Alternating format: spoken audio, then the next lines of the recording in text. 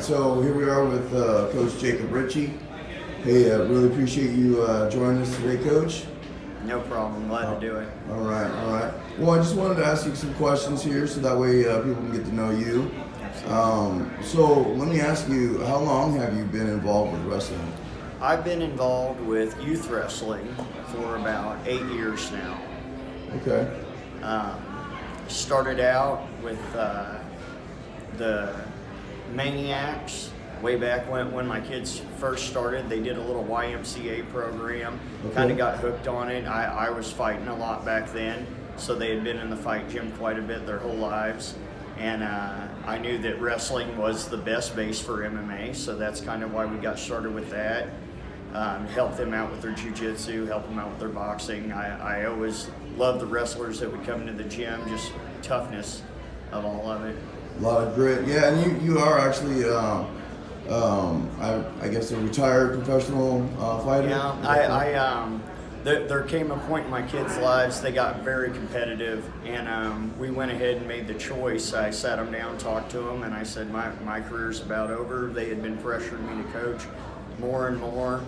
When we first got on with the Maniacs, Trevor Collins, I had trained with him a little bit, and he had fought, and I was sitting there at practice, and he walked up to me and he said, "Hey, you gonna get out on the mat or what?" So I did. Awesome. And that got the whole ball rolling. The rest is history. Yep, absolutely. So now, we've got a lot of kids that are thinking about wrestling and they're not sure about it. So what advice would you give to a kid or a child or even a teenager that's just considering, getting on the mats? Well, it's a simple choice. You don't have to be good to get out there on the mat, but you have to get on the mat to be good at the sport. There it is. So you have to go out there. You have to be willing to swallow your pride. A lot of guys, great football players, good basketball players, good at baseball. This is a completely different sport, and you have to get out there and you just have to start doing it. So with that in mind, Coach, in your mind, what's it take to be a good wrestler? Hard work. Hard You work. have to get out there and put in the work. And then it goes to another level after a while. It goes to diet, it goes to mental training, it goes to the physical training. There's a trifecta, all of it, and it has to all come together and be as close to perfect as possible. But I always say, if you're willing to put in the work, you will get results. Okay, so with that being said, it's kind of plays together. Why do you think, because I'm kind of biased on, wrestling, but why do you think wrestling makes everything else easier? Well, you go out at a young age. Pretty much all these kids, their lives are pretty easy. I think that we have it pretty easy today. We have, running water, food everywhere, warm clothes on our backs, and there's nothing to challenge a kid anymore. There's nothing like that. And you go out there against another man, or woman, I guess, and you challenge yourself against them. And anyone that's elite in business, anyone that's an elite athlete, they challenge themselves against others daily. Nice. And that's what wrestling does for you at 5, 6 years old. Right. It's an incredible sport. Now, what do you, your goals? You've accomplished a lot already. Is this, are you getting close to hanging up the headgear and the whistle, or what's your future look like with wrestling? I would say that I just had my 7-year-old daughter start wrestling, so I've got many years left in the sport. I don't think anyone ever truly hangs it up. Right. I think that I've seen these dads, that their sons have been out of high school for years, and they're in there in the gym watching.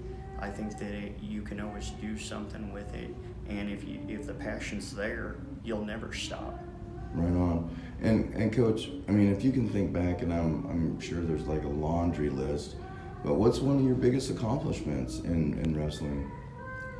I would say the biggest accomplishment for me, or the greatest moment for me, was a very simple day. It was a Monet tournament. many years ago. And my son and my daughter both took their brackets that day, you know, and it was just a proud moment for me. Proud papa moment. And you know, there's tons of them. One of the biggest moments, other than watching my own kids, Merrick Davis, last year, 2 years ago now, we went to district duels. He got pinned for the first 2 times that season. Mm-hmm. We went back and changed some things. It lit a fire under him. I got to see that fire in his eyes afterward at practice. And we go out at state that year, and we wrestled both those kids, semifinals and the finals, and he pinned both of them. That was a great moment for me as a coach, and just watching a kid have a goal and accomplish it. Yeah, to see that development and actually come to fruition. I love it. Well, hey, Coach, I appreciate, you know, your time and everything. I mean, anything that you would like to add to this? I know I caught you off guard here and brought you in and interviewed you. I mean, we've covered a lot. Anything at all that you'd like to add to this? With people that are thinking about wrestling or thinking about their kids getting into wrestling, go to a beginner camp. Go do some practices. If anything, you're learning the greatest self-defense, the greatest martial art on the face of the earth. Give that to your children. They deserve it. Right on. Well, hey, Coach Ritchie, again, thank you for your time. We wish you the best. We wish your team the best. All of your kids, I know them all personally. I love them. So I want to thank you for everything you do for our kids. All right. Thank you, guys. Thanks, Coach.